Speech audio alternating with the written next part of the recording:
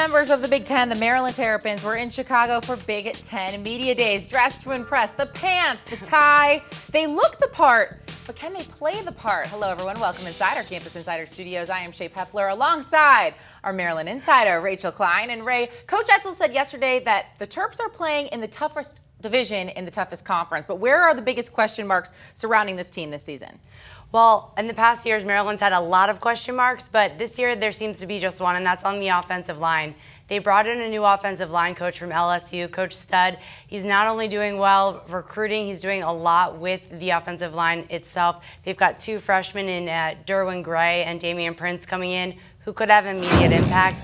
So if the offensive line can produce, then the team can really skyrocket and they'll be successful.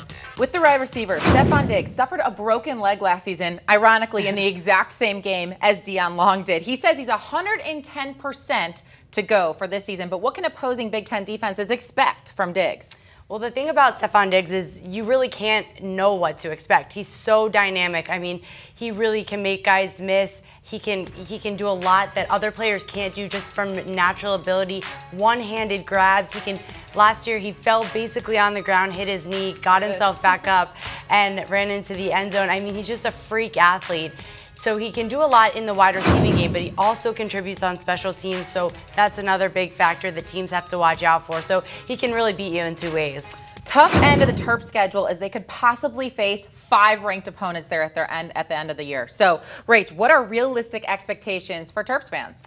Well, I think that Maryland, like I said, the question mark being on the offensive line, if they can get a solid offensive line, Maryland might be able to get 7-8 wins. I think they should be able to become bowl eligible, but if the offensive line isn't able to hold up, C.J. Brown gets knocked around and goes down, they're not really going to have somebody to throw the ball to all those good wide receivers. Right. So those Terps have been plagued by the injury bug, too. That's true. Hopefully they can go over that this year. It seems like that's always the question with Maryland. Right. Can they stay healthy?